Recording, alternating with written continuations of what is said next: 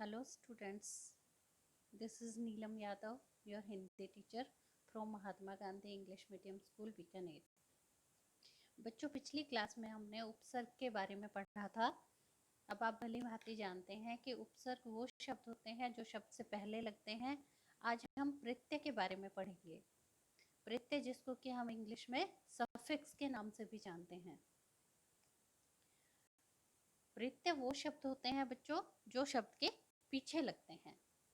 उपसर्ग पढ़ा था वो शब्द से पहले लगते थे, और प्रत्यय जो होता है, इन दोनों में यही डिफरेंस है कि प्रत्यय जो होता है वो शब्द के बाद में लगता है। प्रत्यय की परिभाषा पहले तुम्हें समझा देती हूँ कि वे शब्दांश जो किसी शब्द के अंत में जुड़ करके उसके अर्थ में परिवर्तन कर देते हैं अथवा उसके अर्थ को पूरी तरह बदल देते हैं, उन्हें हम प्रत्यय कहते हैं। जैसे उदाहरण के तौर पर हिरण शब्द है, उसके साथ हमने ई प्रत्यय लगाया तो वो मिलकर के क्या बन गया? हिरनी। इसी तरह से बल मूल शब्द है, उसमें हमने हीन प्रत्यय लगा दिया जिससे शब्द क्या बन गया? बलहीन। यानी कि इसमें पूरी तरह से परिवर्तन आ गया है शब्द के अर्थ में। बच्चों, प्रत्यय जो होते हैं वो दो तरह के होते हैं। एक तो कृत प्रत्यय होते हैं और दूसरे तद्वित प्रत्यय होते हैं। कृत और तद्वित प्रत्यय।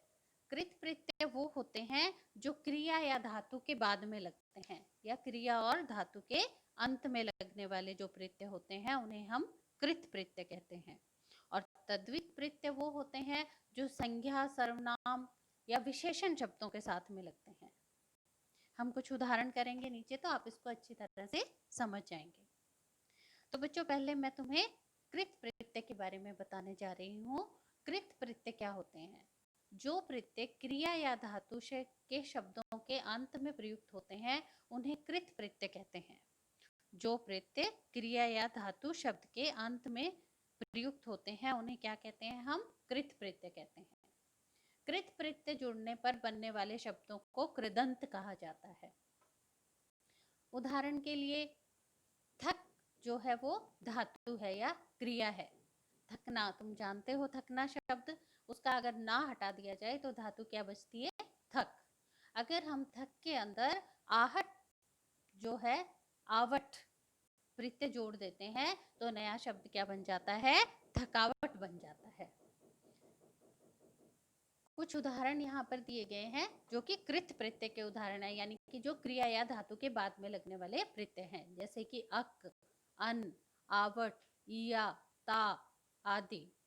ठीक है। इसी तरह से कुछ संस्कृत के प्रत्यय भी हैं, अना, ती, क, ई आदि। ये बहुत सारे होते हैं बच्चों, कुछ उदाहरण मैंने यहाँ पर दिए हैं।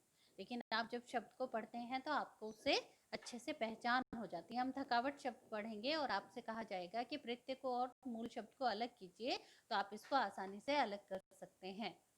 थक और आवट, थकावट।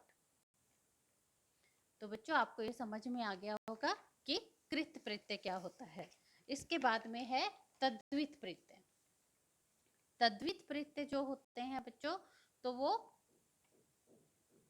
संज्ञा, सर्वनाम और विशेषण जो शब्द होते हैं उनके बाद में लगने वाले प्रत्यय जो होते हैं उन्हें हम तद्वित प्रत्यय कहते हैं। यानी कि संज्ञा, सर्वनाम और विशेषण शब्दों के अंत में लगने वाले जो प्रत्यय हैं उन्हें हम तद्वित प्रत्यय कहते हैं। यहाँ पर भी उदाहरण लिया गया है। मीठा शब्द में आस प्रत्यय अगर हम जोड़ देते हैं तो नया शब्द क्या बन जाता है? मिठास बन जाता है।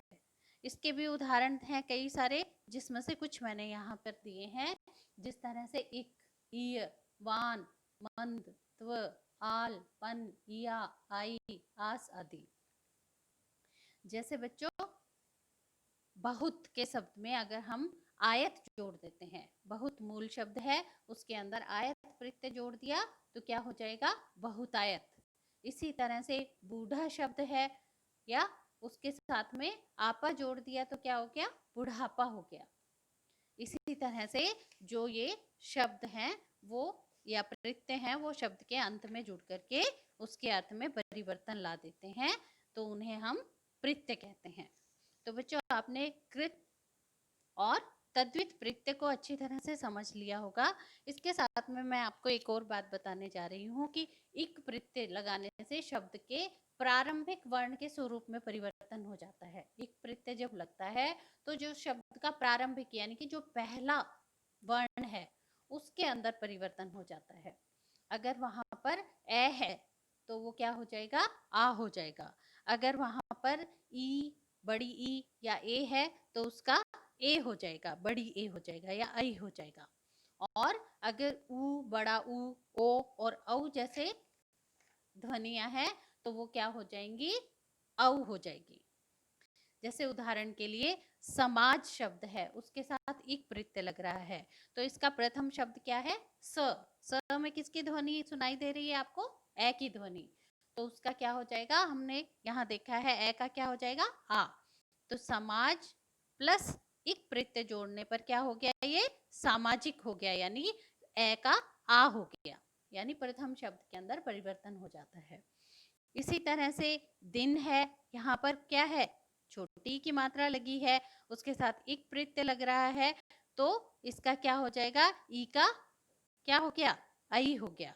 तो ये दैनिक शब्द बन गया। इसी तरह से नीति है, उसके साथ एक जुड़ने से नैतिक हो जाएगा।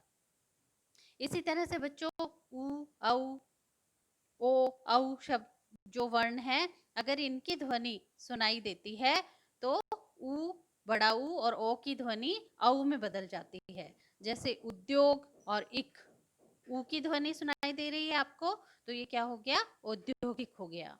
भूगोल, यहाँ पर ऊ आ गया है, बड़ा ऊ, और उसके साथ एक प्रत्यय लगाने पर भौगोलिक बन जाएगा नया शब्द। इसी तरह से लोक, यानी ओ की मात्रा आ रही है, इसके साथ हमने एक प्रत्यय जोड़ा तो क्या हो गया, ये लौकिक हो गया। तो बच्चों आपको प्रत्यय अच्छे से समझ में आ गया होगा। Thank you.